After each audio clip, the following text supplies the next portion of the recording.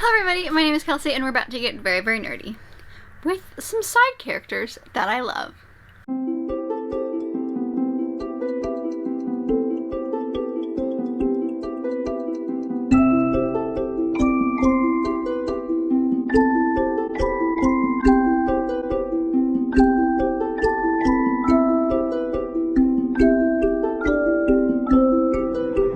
So today is going to be a relatively short video. I thought it'd be kind of fun to talk about some side characters that I just utterly am obsessed with. Maybe they may not be better than the main characters. Sometimes they are, sometimes they're not. But just like a little handful, I think I've got like 5 or 6 here, of the side characters that are just, they have my heart. I'm going to share them with you. So make sure you leave your favorite side characters down below.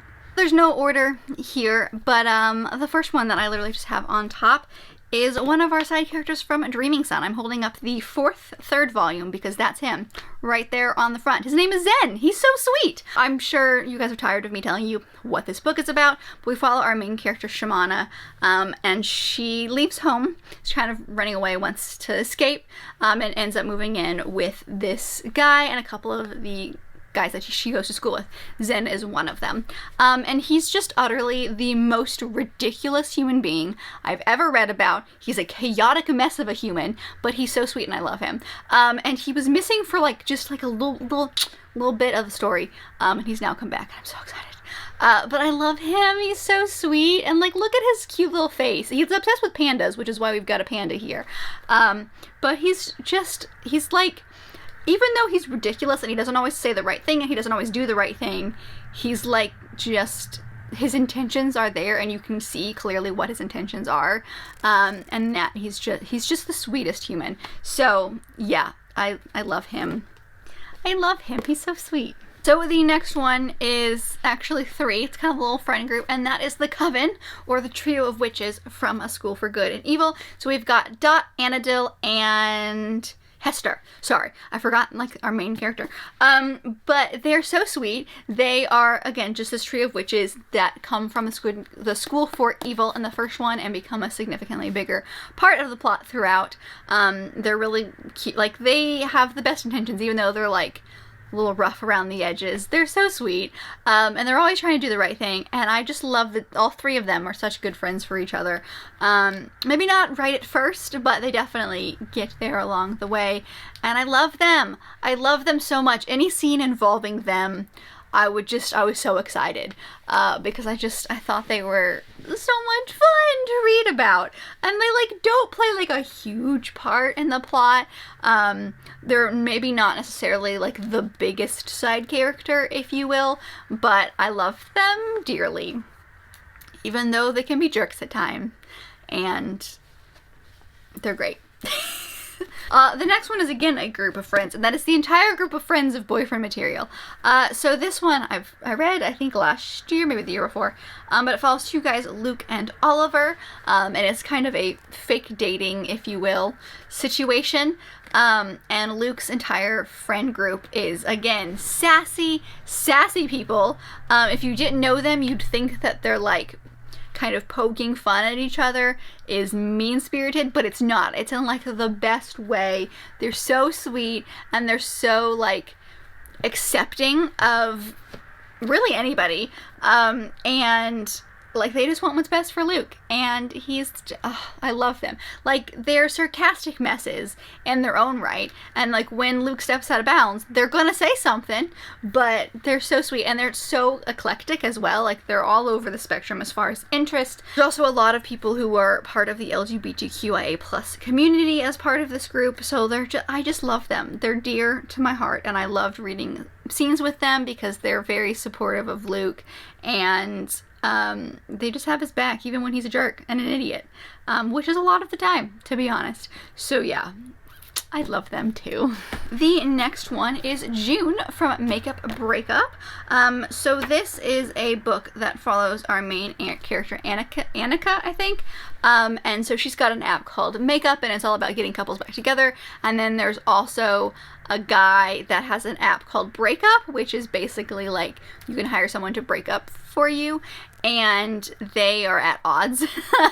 And Annika is trying to get this very small startup on the road, and June is her best friend / programmer, who comes from money and has offered many times to help them out by giving them money from her like personal account, and our main character won't do it. But June stands by our main character through everything, like even though it seems like a very, very struggling job, she is there for our main character. She's doing everything that she can. She's not only being a good like associate and like a good teammate and a good coworker, that's what I'm looking for, coworker, but she's also being like the best of friends and helping out our main character through like all of her aspects of life. So I loved her because like she understands everything and respects all of our main character's decisions, and that's just, honestly, I loved it. I loved it a lot, and there's definitely a lot of aspects of this relationship that reminds me of me and my best friend, so I don't know. I loved her. She was so sweet. She was there for our main character through most of life, right by her side through the good and the bad times, and it was very cute. I was very happy about it. The next one is kind of along the same vein.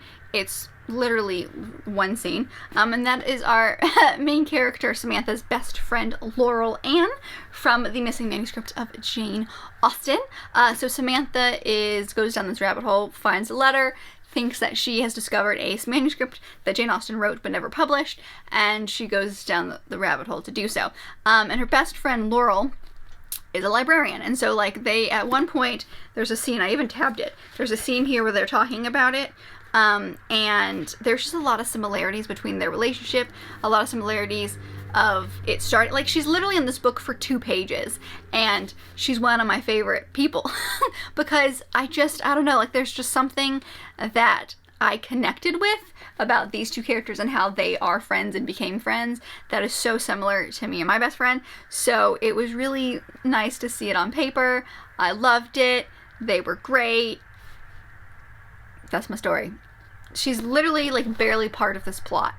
And I loved her. So I don't have it up here, but Ansel from Serpent and Dove by Shelby Mahurin,